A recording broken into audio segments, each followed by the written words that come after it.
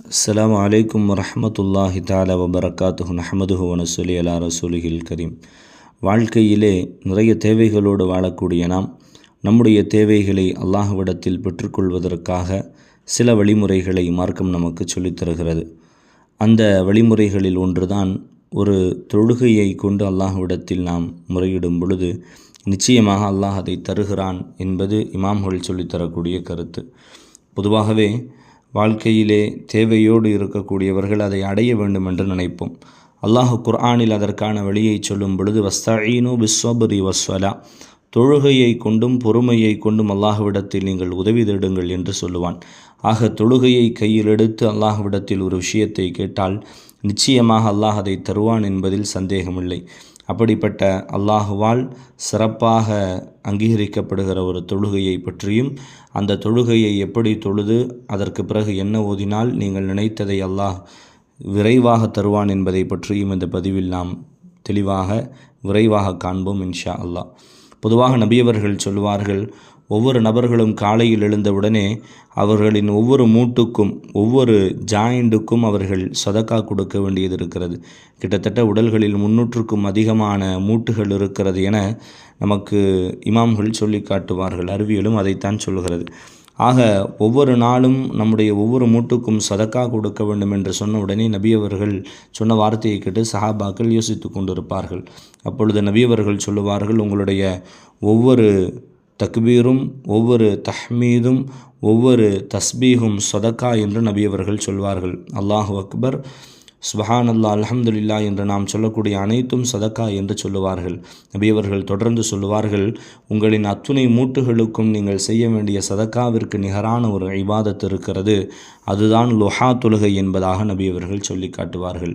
அந்த லுஹா தொழுகையை நாம் சரியாக தொழுது அதற்கு பின்னால் ஒரு சூறாவை தொடர்ந்து நாம் ஓதி வந்தால் நிச்சயமாக நாம் நினைக்கிற எல்லா காரியங்களும், நாம் செய்ய வேண்டும் அடைய வேண்டும் என்று நினைக்கிற எல்லா விஷயங்களையும் அல்லாஹு தாலா விரைவாக அடையச் செய்வான். நமக்கான அந்த காரியங்கள் நடந்துவிடும்.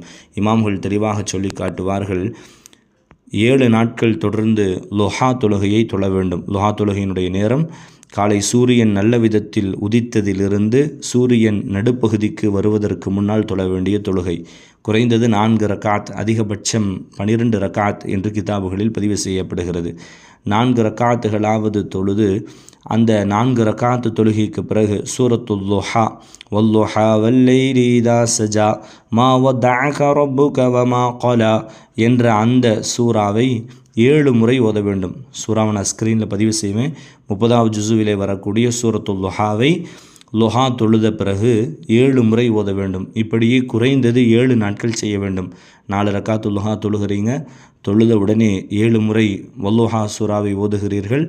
இப்படியே தொடர்ந்து 7 நாட்கள் செய்து ஒவ்வொரு நாளும் அந்த வல்லுஹா சூறா ஓதிய பிறகு இறைவனிடத்தில் அல்லாஹ்விடத்திலே மகத்தாக உங்களுடைய துவாவை நீங்கள் கேட்க வேண்டும். சூறாவும் சாதாரண சூறா கிடையாது. அல்லாஹ் நபியவர்களை பார்த்து சொல்லுவான், மா வதஅக ரப்புக வமா கலா. நபியவர்களுக்கு வஹி வருவது தாமதமாகி நபியவர்கள் கொஞ்சம் மனமுடைந்து இருக்கும் நேரத்தில் அல்லாஹ் சொல்வான், அல்லாஹ் உங்களை கைவிடவில்லை நாயகமே யா ரசூல் அல்லாஹ் என்று அல்லாஹ் நபியவர்களை தேற்றும் விதத்திலே நபியவர்கள் எதை எதிர்பார்த்திருந்தார்களோ அந்த வஹி வந்ததற்கான ஒரு சமாதானத்தை அல்லாஹு தாலா தருவான். அப்போ நபியவர்கள் எதிர்பார்த்து இருந்த நேரத்தில் கிடைத்த சூறா தான் வல்லுஹா சூறா. அல்லாஹ் லுஹா நேரத்தின் மீது சத்தியமிட்டு தான் அதை சொல்லி காட்டுகிறான்.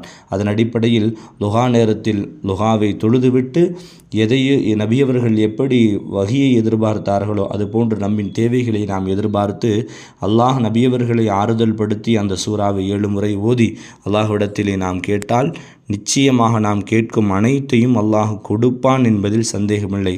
நிரப்பமாக கேளுங்கள், அல்லாஹு தாலா உங்களின் எல்லா தேவைகளையும் பூர்த்தியாக்கி தருவான். மட்டுமல்ல, இந்த நல்ல விஷயங்களை பிறர்களுக்கும் நீங்கள் பகிர்ந்து கொடுங்கள்.